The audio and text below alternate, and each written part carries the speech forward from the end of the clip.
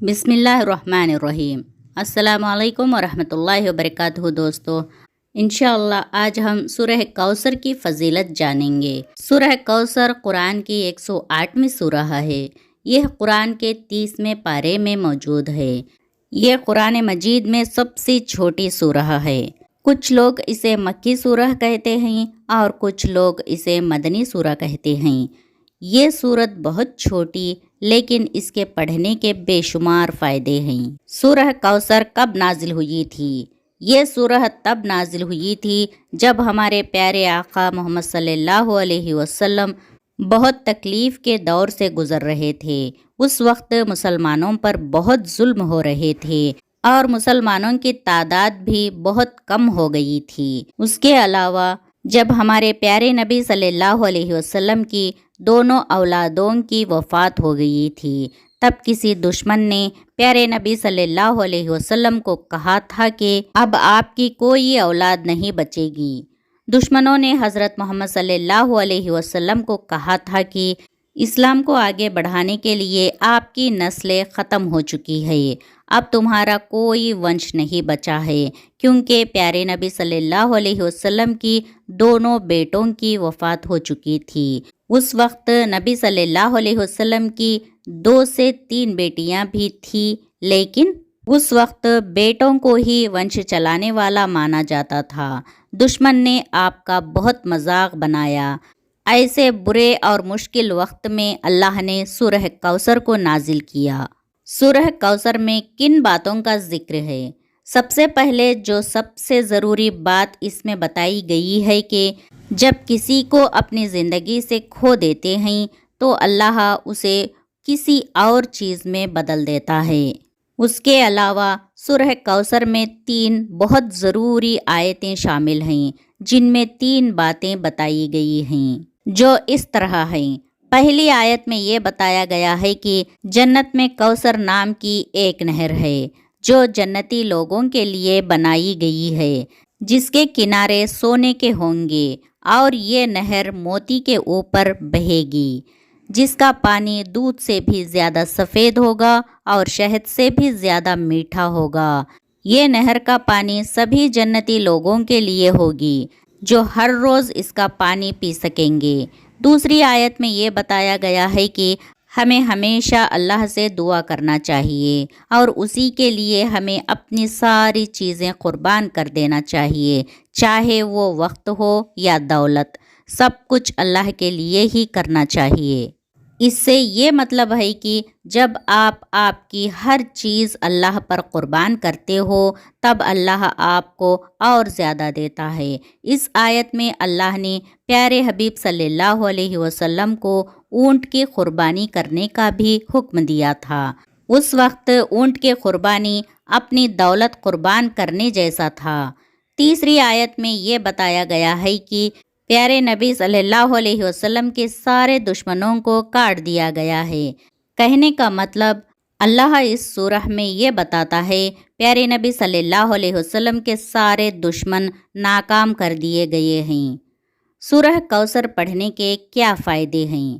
جن لوگوں کی کمائی کم ہے یا ان کے پاس کمائی کے زیادہ راستے نہیں ہیں، ان کو سورہ کوثر پابندی سے پڑھنا چاہیے۔ انشاءاللہ اس کی برکت سے کمائی کے راستے کھل جائیں گے۔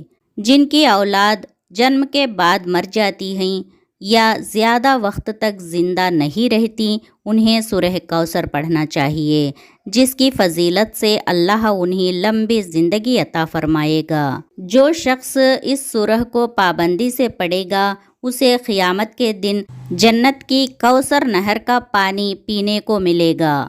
اپنے دشمنوں سے ہر وقت حفاظت کے لیے سورہ کوثر پڑھنا چاہیے، جس سے دشمنوں سے ہر وقت حفاظت رہے گی اور آپ محفوظ رہیں گے۔ سورہ کوثر کی برکت سے آپ ہر طرح کی بیماری سے محفوظ رہیں گے۔ اگر پہلے سے کوئی بیماری ہوگی وہ بھی اس سورہ کی برکت سے ختم ہو جائے گی۔ سورہ کوثر پابندی سے پڑھنے والے شخص کی ہر مراد پوری ہوتی ہے، اس لیے ہر مراد کو پوری کرنے کے لیے سورہ کوثر پڑھے۔ اگر کسی کی شادی میں رکاوٹ آ رہی ہو یا رشتے ہوتے ہوتے ٹوٹ رہے ہو تو چاہیے کہ سورہ کوثر ہر عشاء کی نماز کے بعد پابندی سے پڑھے، جس سے رشتوں میں آ رہی رکاوٹ سے چھٹکارا ملے گا انشاءاللہ۔ اگر کسی کی یادداشت کمزور ہیں یعنی اسے کچھ یاد نہیں رہتا تو اسے اس سورہ کو ضرور پڑھنا چاہیے، جس سے اس کی دماغی حالت میں سدھار ہوگا اور یادداشت مضبوط ہوگی انشاءاللہ۔ سورہ کوثر غریبی کم کرنے اور اپنے مال کی حفاظت کے لیے پڑھتے رہنا چاہیے۔ اگر کسی کا بزنس بہت اچھا چل رہا ہے اور وہ چاہتا ہے کہ بزنس ایسا ہی چلتا رہے تو اسے پابندی سے سورہ کوثر ہر دن پڑھنا چاہیے، جس کی فضیلت سے بزنس میں بہت منافع ہوگا انشاءاللہ۔ اس کے علاوہ بھی اس سورہ کو پڑھنے کے بے شمار فائدے ہیں۔ ہمیں چاہیے کہ ہم قرآن کی ہر سورہ کو پابندی سے پڑھیں اور اس کے بتائے گئے راستے پر عمل کرنے کی کوشش کریں تاکہ ہم اللہ کے عذاب سے بچ سکیں اور ایک بہترین زندگی گزار سکیں۔ سورہ کوثر کب پڑھنا چاہیے؟ بہت سے لوگ سوچتے ہیں کہ اس سورہ کو پڑھنے کا سب سے اچھا وقت کون سا ہے۔ بہت سے لوگ ایسا کہتے ہیں کہ اس سورہ کو اتنی مرتبہ پڑھنے سے ایسا ہوگا، یعنی کوئی 33 مرتبہ پڑھے گا تو ایسا ہوگا، کوئی 21 مرتبہ پڑھے گا تو ایسا ہوگا۔ ایسا کرنے یا کہنے سے فرق نہیں پڑتا، فرق یہ پڑتا ہے کہ آپ سورہ کوثر کو کتنی محبت سے پڑھ رہے ہیں، کتنا دل لگا کر پڑھ رہے ہیں، کتنا خوشی سے پڑھ رہے ہیں۔ اگر آپ صرف کسی کے کہنے پر سورہ کوثر کو 21 یا 33 مرتبہ پڑھ کر اس کام سے نپٹنے کا سوچتے ہیں تو یہ غلط ہے۔ آپ سورہ کوثر کو جتنا دل سے پڑھیں گے اور اللہ سے دعا مانگیں گے تو اللہ آپ کی دعا کو ضرور سنے گا۔ پھر بھی ہم آپ کو بتا دیتے ہیں کہ اس سورہ کو پڑھنے کا سب سے بہتر وقت کون سا ہے۔ سورہ کوثر کو آپ کوشش کریں کہ فجر کی نماز کے بعد پابندی سے جتنا مرتبہ آپ پڑھنا چاہے پڑھیں، کیونکہ اس وقت پر آپ کا دل اور دماغ بہت شانت رہتا ہے اور آپ کا دھیان صرف اللہ کی عبادت کی طرف ہی رہتا ہے۔